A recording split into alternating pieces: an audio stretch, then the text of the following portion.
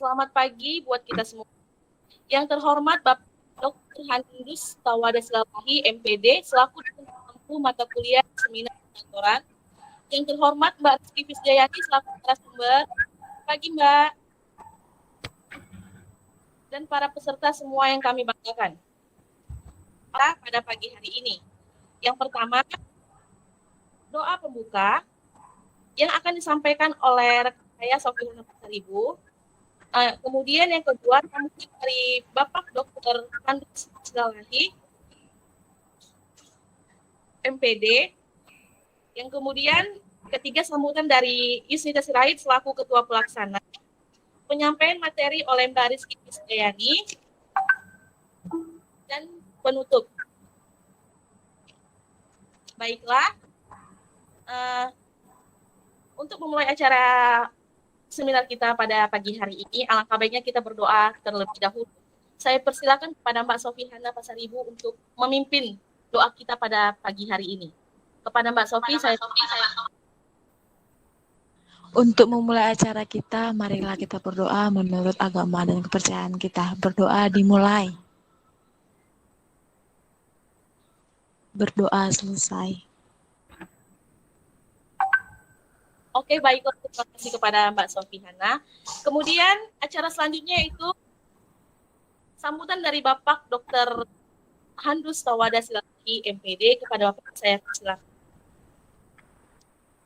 Baik, terima kasih kepada moderator yang telah memberikan waktu buat Bapak untuk memberikan sambutan terhadap pelaksanaan simulasi webinar kita saat ini, yang mana ini adalah merupakan pelatihan dalam hal melaksanakan webinar pada mata kuliah praktek seminar kita di semester ini. Dan sekarang yang bertugas adalah kelompok 4, yang mana telah mengambil tema atau topik pentingnya kecerdasan emosional di kalangan pendidikan. Baiklah, kepada kelompok 4 supaya memberikan uraian penjelasan gimana itu pentingnya kecerdasan emosional tersebut, supaya halayak yang melihat, ya, mendengarkan bisa ada nilai tambahnya dalam hal peningkatan kecerdasan emosional. Silakan kepada kelompok 4, dipersilakan. Silakan.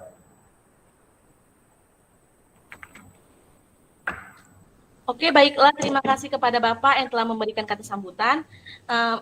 Masuklah pada sesi acara selanjutnya, yaitu kata sambutan dari Ketua Pelaksana, yakni kepada Mbak Yusnita Sirait. Kami persilakan secara hormat. Terima kasih atas kesempatan yang diberikan. Saya selaku ketua dalam kelompok ini ingin mengucapkan terima kasih banyak kepada Bapak Dr. Handus Tawada Silalahi selaku dosen pengampu pada mata kuliah ini, sekaligus selaku dekan selaku WD3 Fakultas Ekonomi. Dan untuk teman-teman yang sudah berhadir pada hari ini, kami mengucapkan terima kasih dan silakan menikmati acara webinar yang berjudul Pentingnya Kecerdasan Emosional di Kalangan Pendidikan. Saya kembalikan kepada moderator.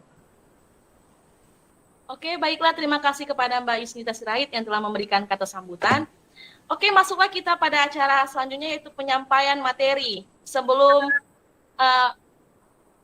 penyampaian materi ini akan dipaparkan oleh narasumber, alangkah baiknya saya memperkenalkan biodata narasumber terlebih dahulu.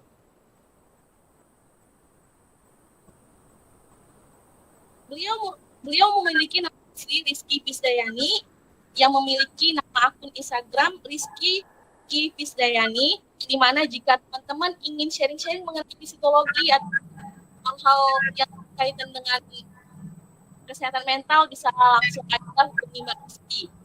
Kemudian Mbak Rizky memiliki hobi membaca, menulis, dan berdiskusi ilmiah. Latar belakang pendidikan merupakan mahasiswa S1 Psikologi, dan terdengar Mbak Rizky ini telah menyelesaikan skripsinya dan tinggal menunggu sidangnya. Kemudian latar belakang organisasi beliau Beliau merupakan kader aktif formasi Ahrumah Umah. Kemudian beliau juga merupakan staf 3 Pema Papsi Uma periode 2019 dan 2018 dan 2019. Dan kemudian beliau merupakan tim riset dari Gardu Budaya.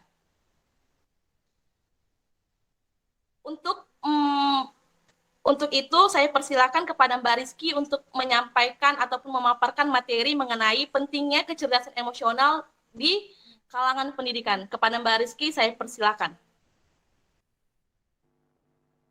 Baik, sebelumnya sudah bisa mendengar suara saya? Sudah sangat jelas, Mbak. Oke, terima kasih. Assalamualaikum warahmatullahi wabarakatuh. Salam sejahtera untuk kita semua. Selamat pagi teman-teman semuanya. Sebelumnya saya ucapkan terima kasih kepada Mbak Adi Irma Fitriani selaku moderator yang telah membuka acara dan memperkenalkan saya sebelumnya. Yang saya hormati kepada Bapak Dr. Andus Tauda Silalahi, MPD, selaku dosen mata kuliah seminar perkantoran. Kemudian yang saya hormati kepada teman-teman semuanya yang sudah stay untuk join di room kita pada hari ini. Nah, seperti yang diketahui bahwa pada hari ini kita akan mengulas atau membahas topik mengenai pentingnya kecerdasan emosional di kalangan pendidikan. Saya yakin teman-teman sudah pernah mendengar ya istilah kecerdasan emosional, apalagi kita yang sebagai kaum akademisi yang sudah terlibat di dalam instansi pendidikan seperti kita sebagai mahasiswa sudah pernah mendengar istilah kecerdasan emosional. Nah, selanjutnya kita akan bahas mengenai kecerdasan emosional dari sudut pandang definisinya dahulu. Oke, teman-teman, saya harap bisa lebih kondusif, bisa mengambil posisi senyaman mungkin untuk memahami materi yang akan saya paparkan pada pagi hari ini. Oke, next.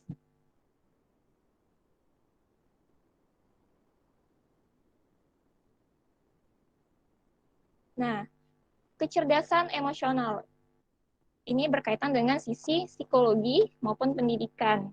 Gitu. Jadi kecerdasan emosional ini disebut juga dengan EQ atau Emotional Intelligence.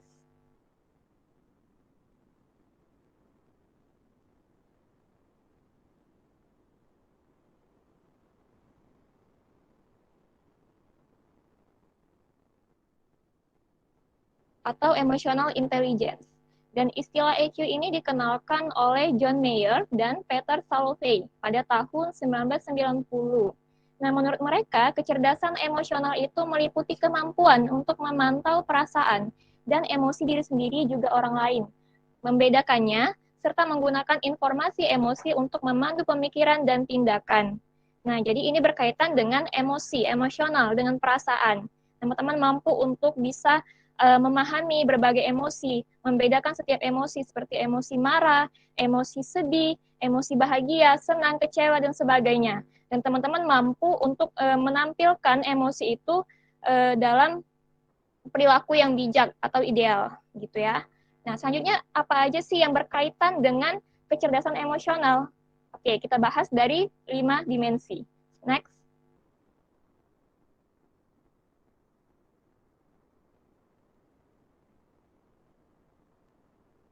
Oke, next.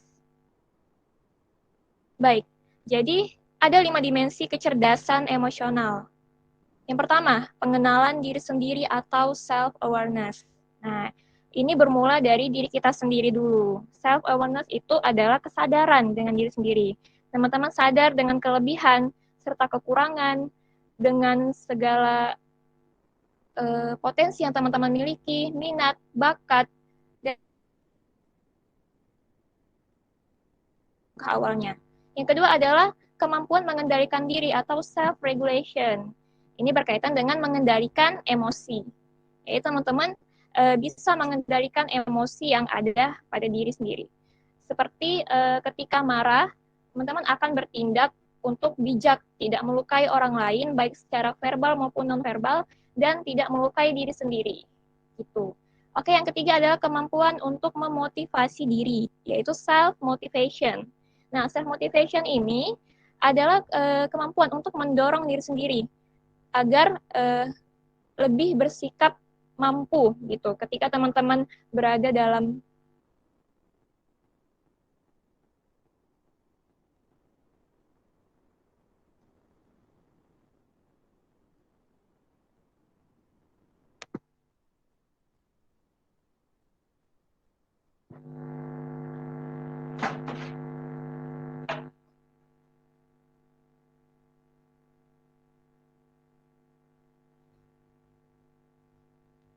Oke, yang ketiga itu adalah kemampuan untuk memotivasi diri atau self motivation. Jadi berkaitan dengan memotivasi atau mendorong diri ketika teman-teman merasa gagal. Ketika teman-teman merasa gagal, teman-teman akan bisa resilience atau bisa bangkit kembali karena memiliki self motivation yang baik. Ini berhubungan dengan kecerdasan emosional. Yang keempat adalah empati. Nah, empati ini sangat penting dan ini memang ciri khas dari orang-orang yang memiliki kecerdasan emosional yang baik. Di mana empati itu berkaitan dengan kemampuan seseorang untuk bisa memahami perasaan orang lain dan bisa merasakan apa yang dirasakan oleh orang lain. Misalnya ketika teman-teman memiliki teman yang curhat gitu. Nah, teman-teman bisa merasakan apa yang dia rasakan ketika dia sedang berduka, ketika dia sedang bahagia, dan teman-teman bisa menunjukkan perasaan terkait apa yang dia rasakan. Seperti itu. Selanjutnya yang kelima adalah kemahiran sosial atau social skills. Nah, dari dimensi kecerdasan emosional ini, kemahiran sosial ini adalah dimensi yang sangat luas gitu ya. Karena sudah berhubungan dengan eksternal kita, dengan orang lain secara luas. Artinya dengan sekitaran kita seperti teman sebaya atau mungkin di lingkungan masyarakat. Nah, kemahiran sosial ini bisa menciptakan interaksi sosial yang baik. Kemudian juga bisa memudahkan kita dalam mempengaruhi orang lain, meyakinkan orang lain melalui komunikasi serta bisa menyelesaikan konflik dengan orang lain. Oke, selanjutnya kita akan bahas tolak ukur atau indikator dari kecerdasan emosional. Next.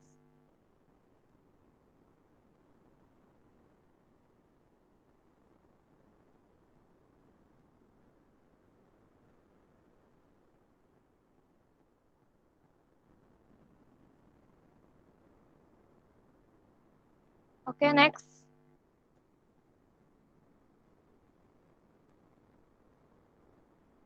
Maaf Mbak, sebelumnya Pak belum muncul di layarnya soalnya udah di slide selanjutnya ini.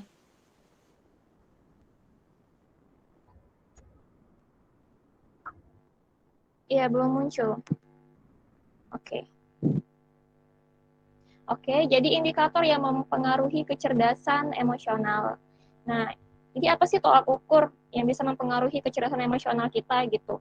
Yang pertama adalah self-awareness atau kesadaran diri. Seseorang yang memiliki EQ yang baik atau tinggi, ia mampu untuk menguasai dan juga ia mampu untuk menyadari, menamai emosi, mengenali emosi yang ia rasakan, baik itu emosi negatif maupun emosi positif.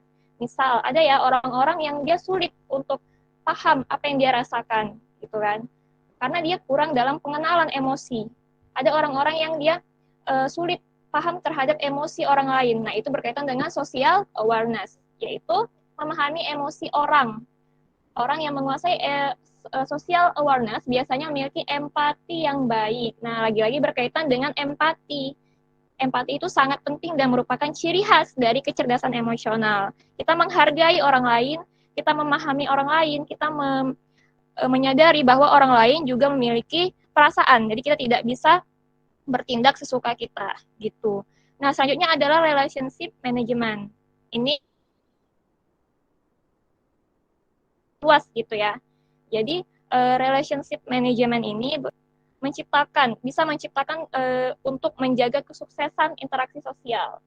Artinya sudah berhubungan dengan orang lain dalam jangkauan yang luas gitu ya. Misalnya mengatasi konflik atau masalah, memimpin dan mempengaruhi orang lain. Nah, biasanya ini akan sangat terasah ketika kita gabung di dalam suatu komunitas ataupun organisasi. Makanya sudah sepatutnya mahasiswa sangat aktif untuk mengikuti berbagai kegiatan di kampus gitu. Karena akan mengasah kemampuan relationship management. Oke, next, yang terakhir. Nah, ini adalah pembahasan yang paling esensial gitu ya, peran guru dalam pengembangan kecerdasan emosional. Nah, tentunya sebagai calon pendidik ataupun sebagai pendidik sudah sangat patut untuk memperhatikan pengembangan kecerdasan emosional. Karena ini merupakan aspek penting ya untuk proses belajar pada anak didik gitu. Karena dari yang saya ketahui berdasarkan penelitian, bahwa kecerdasan emosional ini memiliki kontribusi yang tinggi terhadap kesuksesan seseorang di masa yang akan datang gitu daripada kecerdasan intelektual. Apa itu kecerdasan intelektual? Seperti yang kita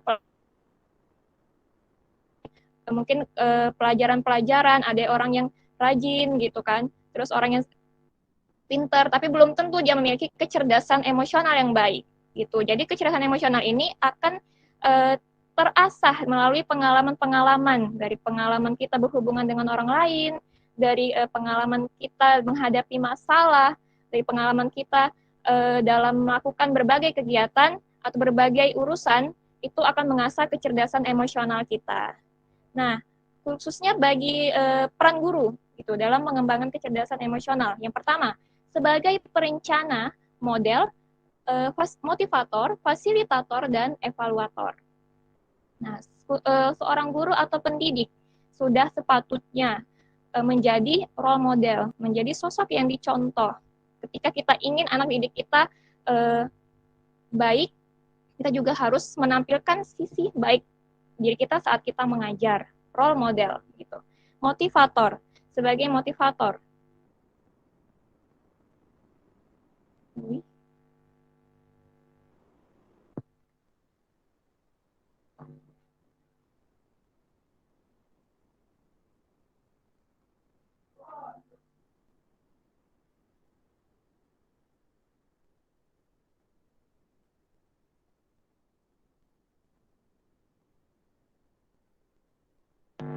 Oke, lanjut. Sebagai motivator. Nah, guru sebagai motivator artinya mendorong para siswanya atau anak-anak didiknya untuk belajar, untuk berkarya, untuk berprestasi. Kemudian fasilitator, artinya sebagai fasilitas dalam belajar. Evaluator sebagai pengevaluasi, memberikan penilaian kepada anak-anak didiknya. Yang kedua, sebagai pengajar, guru membantu siswa agar mampu mengenal dan memahami emosi yang alami. Seperti apa itu emosi yang alami? Emosi marah, emosi sedih, emosi senang, bahagia. Gitu. Kemudian mengelola emosi yang dialami, seperti memotivasi diri, memahami emosi teman-temannya, dan mengembangkan hubungan dengan teman-temannya.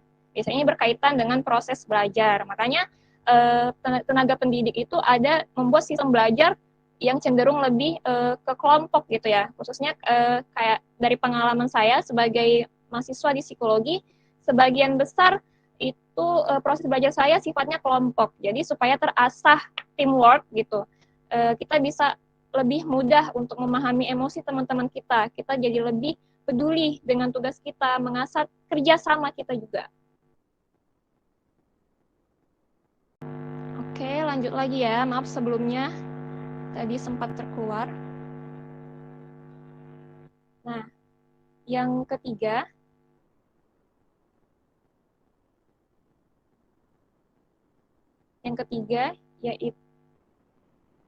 yaitu guru mampu menunjukkan keteladanan dalam menerapkan aspek-aspek kecerdasan emosionalnya dalam berinteraksi dengan siswa, baik dalam kelas maupun di luar kelas.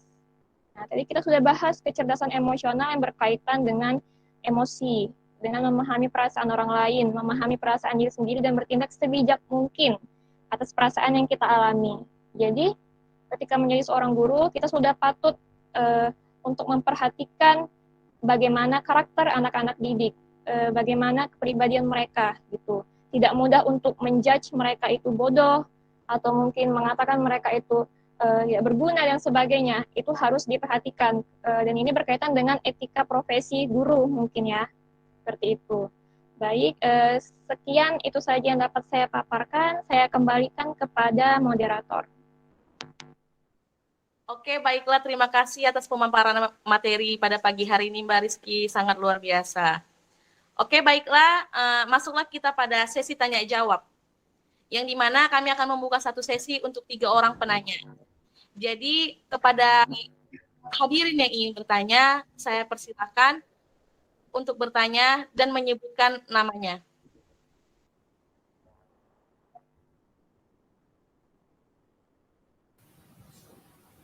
Izin MC. Oke, baik.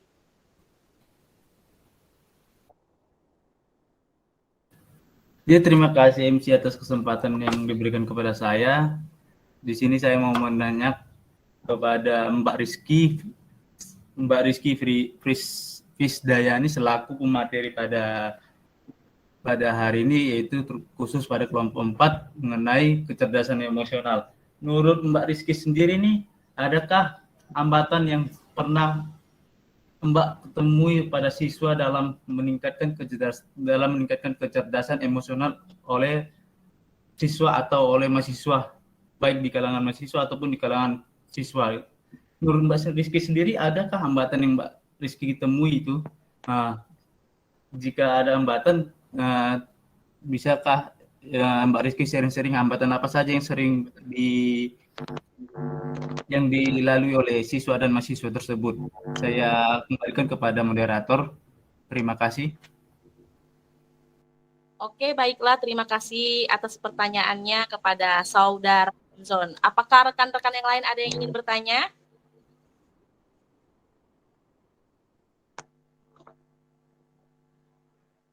Gimana rekan-rekan yang lain?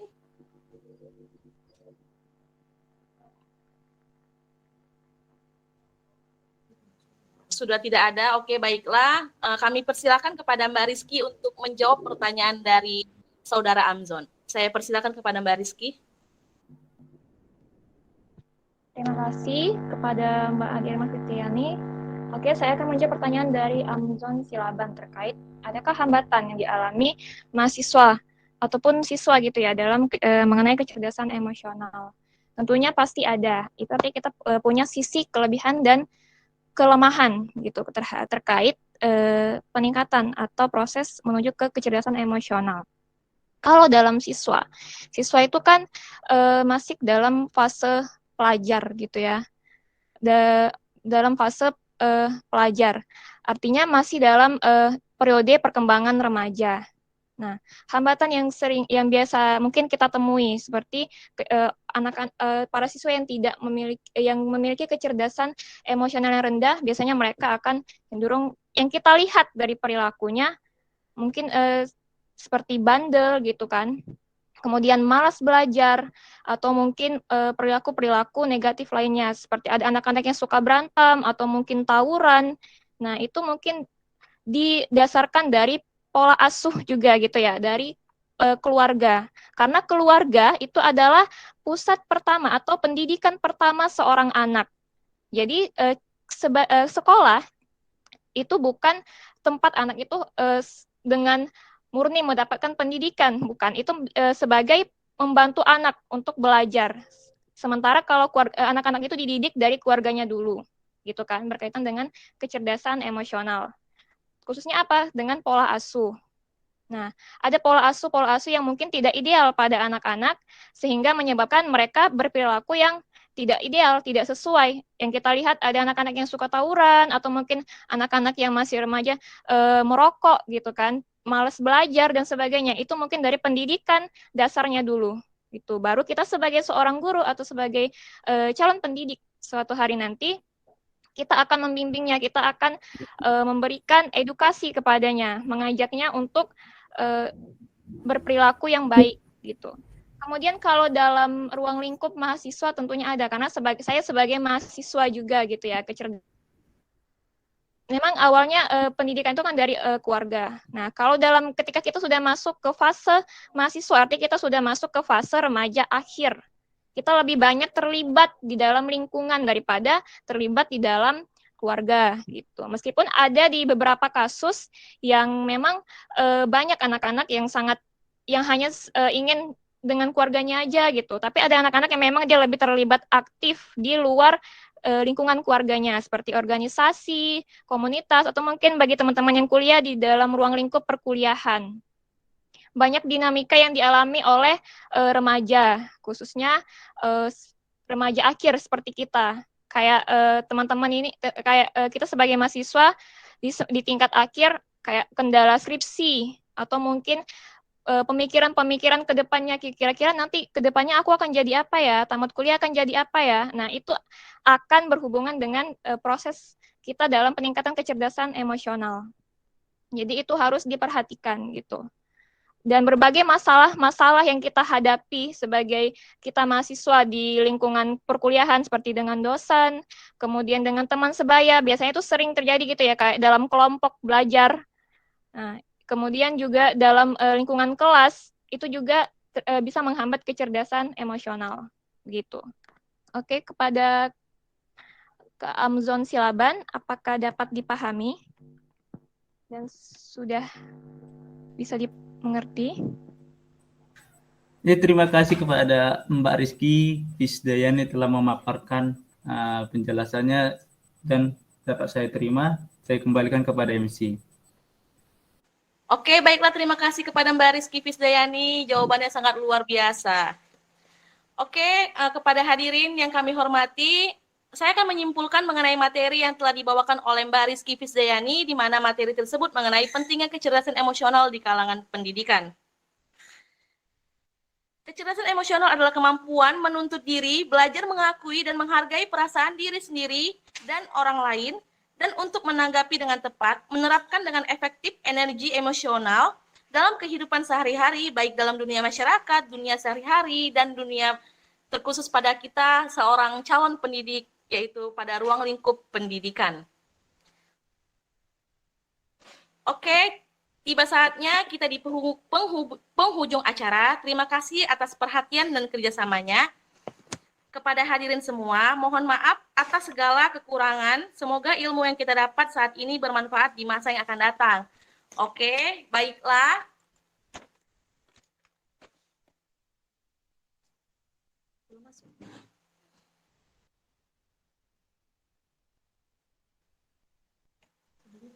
Sebagai feedback yang didapat dari mengikuti webinar ini, kami akan memberikan sertifikat kepada partisipan. Baiklah, harta semakin hari semakin habis, tetapi ilmu semakin hari semakin bertambah. Saya Adi Irma Fitriani undur diri. Billahi taufiq wal hidayah. Wassalamualaikum warahmatullahi wabarakatuh. Selamat pagi. Salam sehat untuk kita semua. Terima kasih. Salam dari